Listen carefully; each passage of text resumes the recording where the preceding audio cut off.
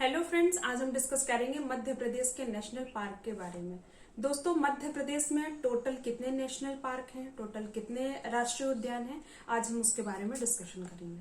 तो इससे पहले हमें जान लेना चाहिए दोस्तों कि सबसे बड़ा नेशनल पार्क कौन सा है मध्य प्रदेश में और सबसे छोटा नेशनल पार्क कौन सा है, जो एग्जाम के पॉइंट ऑफ व्यू से बहुत ज्यादा इंपॉर्टेंट है।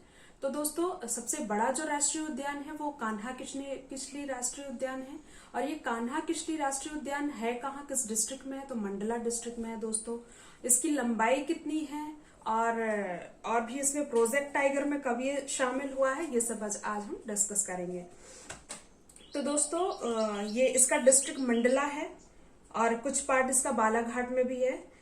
इसका क्षेत्रफल है 940 वर्ग किलोमीटर। दोस्तों, इसका जो वर्ग किलोमीटर के कहाँ तक फैला हुआ है, इसका जो क्षेत्रफल है, एरिया है, वो 940 किलोमीटर तक है।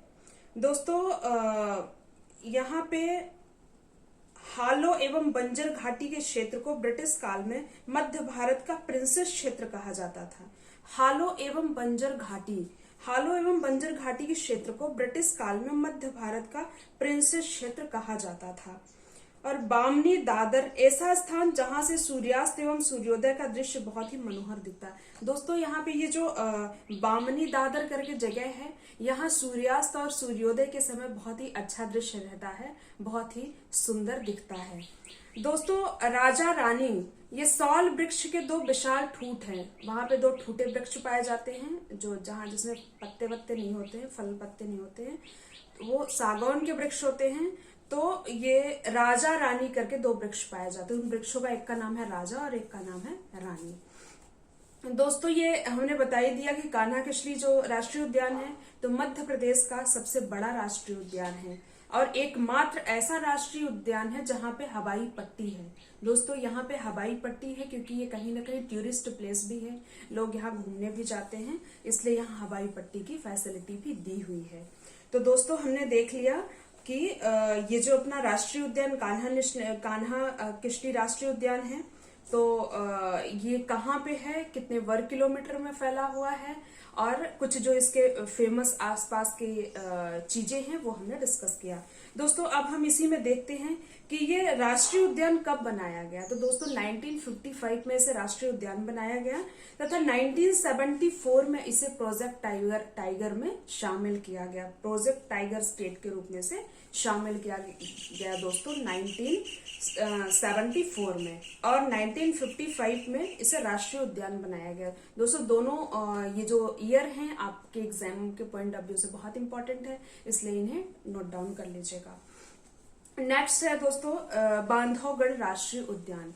तो बांधवगढ़ राष्ट्रीय उद्यान के बारे में अगर हम देखें तो इसकी स्थापना 1968 में हुई है और ये किस जिले में है, तो ये उमरिया जिले में है। दोस्तों, बांधवगढ़ राष्ट्रीय उद्यान उमरिया जिले में है और इसकी स्थापना 1968 में की गई है। दोस्तों, इस क्षेत्रफल में 448 इसका क्षेत्रफल है, 448 वर्ग किलोमीटर फैला हुआ है और प्रोजेक्ट टाइगर योजना में शामिल किया गया 1993 में। दोस्तों, ये प्रोजेक्ट टाइगर योजना में शामिल किया गया 1993 में। दोस्तों, ये किस लिए स्पेशल है, तो यह राष्ट्रीय उद्यान 32 पहाड़ियों से घिरा हुआ है, 32 पहाड़ आसपास हैं इसके, और शेरों की घनत्व की दृष्टि में देश का इसका प्रथम स्थान है।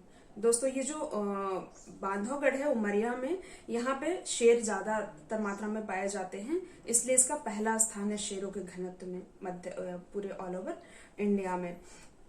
तो और हर 8 किलोमीटर की दूरी पे एक शेर पाया जाता है दोस्तों यहाँ पे। नेक्स्ट है जो थर्ड नंबर का है दोस्तों, पेंच राष्ट्रीय उद्यान है। पेंच राष्ट्रीय उद्यान की स्थापना 1975 में की गई और अगर क्षेत्रफल देखा जाए तो 293 है दोस्तों, 293 वर्ग किलोमीटर ये फैला हुआ है। और प्रोजेक्ट टाइगर में इसे कब शामिल किया गया, तो 1992 में इसे प्रोजेक्ट टाइगर में शामिल किया गया। और अगर इसका देखा जाए कि प्रेजेंट टाइम में नाम क्या है, तो इंदिरा प्रियदर्शनी राष्ट्रीय उद्यान। दोस्तों, इसका नाम बदल करके अभी प्रेजेंट टाइम में राष्ट्रीय इंदिरा प्रियदर्शनी राष्ट्रीय उद्यान के नाम से अब जाना जाने लगा है। इसका नाम ये बदल के रख दिया गया है। ये स्पेशल किस लिए है दोस्तों, तो इस राष्ट्रीय उद्यान से होकर पेंच नदी निकलती है। दोस्तों, ये पेंच नदी यहाँ से होकर निकलती है, इसलिए इसका नाम पेंच राष्ट्रीय उद्यान पड़ा है। और इस राष्ट्रीय उद्यान में मोंगली लैंड शिवनी बनाया गया है। इस राष्ट्रीय उद्यान में तोतला डोह बांध भी बना हुआ है दोस्तों। यहाँ पे एक डैम भी है जो तोतला डोह बांध के नाम से जाना जाता है। नेक्स्ट है दोस्तों पन्ना राष्ट्रीय उद्यान।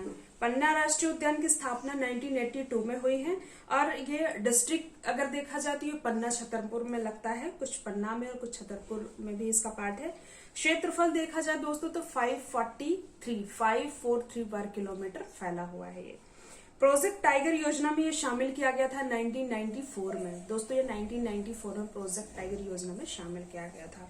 स्पेशल किस लिए है ये? इस राष्ट्रीय उद्यान से होकर केन नदी निकलती है दोस्तों। यहाँ से केन नदी निकलती है और इस राष्ट्रीय उद्यान में रेप्टाइल पार्क बनाया गया है दोस्तों। ये एग्जाम के पॉइंट ऑफ व्यू से बहुत इंपॉर्टेंट है, इसे आप नोट डाउन कर लीजिएगा। इस राष्ट्रीय उद्यान में रेप्टाइल पार्क बनाया गया है। किस राष्ट्रीय उद्यान में दोस्तों? तो पन्ना राष्ट्रीय उद्यान में। फिर नेक्स्ट है दोस्तों सतपुड़ा राष्ट्रीय उद्यान। इसकी स्थापना 1983 में हुई। जिला होशंगाबाद है और क्षेत्रफल की दृष्टि से देखा जाए, क्षेत्रफल इसका कितना है तो 528 है और प्रोजेक्ट टाइगर में ये 1995 में शामिल किया गया दोस्तों। ये स्पेशल किस लिए? तो राष्ट्रीय उद्यान कृष्ण मृग काले हिरण जो हैं, काले कलर के हिरण यहाँ पे पाए जाते हैं और काले हिरण के लिए ये प्रसिद्ध है। संजय राष्ट्रीय उद्यान नेक्स्ट है दोस्तों 6 नंबर का। तो इसकी स्थापना 1983 में हुई है। जिला सीधी में है और डिस्ट्रिक्ट जो क्षेत्रफल है इसका डिस्ट्रिक्ट तो सीधी है और क्षेत्रफल 198 वर्ग किलोमीटर ये फैला हुआ है दोस्तों। प्रारंभ में संजय राष्ट्रीय उद्यान मध्य प्रदेश के सीधी जिले एवं छत्तीसगढ़ के सरगुजा जिले में फैला हुआ था तथा इसका क्षेत्रफल 466 वर्ग किलोमीटर था। लेकिन जब मध्य प्रदेश छत्तीसगढ़ का विभाजन हुआ तब कुछ सीमा इसका छत्तीसगढ़ में चला गया। तो दोस्तों नेक्स्ट है बांधव राष्ट्रीय उद्यान। तो बांधव राष्ट्रीय उद्यान की स्थापना 1958 में की गई है और ये डिस्ट्रिक्ट शिवपुरी में लगता है। 375 वर्ग किलोमीटर इसका क्षेत्रफल है दोस्तों। ये स्पेशल किस लिए है? इसकी स्पेशलिटी क्या है? इस राष्ट्रीय उद्यान में जॉर्ज कैसल नामक भवन स्थित है। इस राष्ट्रीय उद्यान में राष्ट्रीय राजमार्ग NH3 जो कि मध्य प्रदेश का सबसे लंबा हाईवे है दोस्तों। तो ये NH3 जो है जो मध्य प्रदेश का सबसे बड़ा है हाईवे, और तो ये यहीं पे है। किस पे है? माधव राष्ट्रीय उद्यान में है और जिला शिवपुरी में। तो यहीं से होके गुजरता है जो कि प्रदेश का सबसे बड़ा राष्ट्रीय मार्ग है। इसकी लंबाई 717 वर्ग किलोमीटर है दोस्तों। फिर है 8 जीवाश्म राष्ट्रीय उद्यान। 1968 में यह अभ्यारण्य बना तथा 83 में राष्ट्रीय उद्यान के रूप में ये स्थापित किया गया। ये डिंडोरी में है दोस्तों जीवाश्म राष्ट्रीय उद्यान। क्षेत्रफल की दृष्टि से 0.27 वर्ग किलोमीटर फैला हुआ है और ये सबसे छोटा राष्ट्रीय उद्यान माना जाता है दोस्तों। ये मध्य प्रदेश का सबसे छोटा राष्ट्रीय उद्यान है। सबसे बड़ा हमने देखा था कि कान्हा किसली राष्ट्रीय उद्यान है जो कि मंडला में है। नेक्स्ट है दोस्तों वन विहार राष्ट्रीय उद्यान। इसकी स्थापना 1979 में हुई। ये भोपाल में है, डिस्ट्रिक्ट इसका भोपाल है। क्षेत्रफल देखा जाए तो 4.45 वर्ग किलोमीटर है और स्पेशल किस लिए है? तो मध्य प्रदेश में पाए जाने वाले सभी जीव जंतु इस राष्ट्रीय उद्यान में पाए जाते हैं। नेक्स्ट है दोस्तों डायनासोर जीवाश्म राष्ट्रीय उद्यान। इसकी स्थापना 2013 में हुई। डिस्ट्रिक्ट धार है। क्षेत्रफल 108 वर्ग किलोमीटर है दोस्तों, 108 वर्ग किलोमीटर। फिर दोस्तों जो अभी लेटेस्ट है, अभी जो निर्माणाधीन है, वो ओमकारेश्वर राष्ट्रीय उद्यान है दोस्तों। ओमकारेश्वर, इसकी स्थापना 2015 में हुई है। सबसे नवीनतम राष्ट्रीय उद्यान है दोस्तों और इसका जो डिस्ट्रिक्ट है वो खंडवा लगता है। तो दोस्तों आज हमने क्या पढ़ लिया? मध्य प्रदेश के राष्ट्रीय उद्यान के बारे में, national park of Madhya Pradesh के बारे में। तो दोस्तों टोटल जो राष्ट्रीय उद्यान है मध्य प्रदेश में 11 है। सबसे बड़ा राष्ट्रीय उद्यान कान्हा किसली राष्ट्रीय उद्यान है। इन सबसे छोटा राष्ट्रीय उद्यान जो है जीवाश्म राष्ट्रीय उद्यान जो कि डिंडोरी में स्थित है। ओके दोस्तों, नेक्स्ट वीडियो में हम नेशनल सेंचुरीज की बात करेंगे। और अगर मेरा वीडियो आपको पसंद आए तो लाइक शेयर एंड सब्सक्राइब करना ना भूलें। हाँ दोस्तों, अगर कोई क्वेरी हो तो आप प्लीज कमेंट बॉक्स में हमें जरूर बताएं। Okay, bye bye.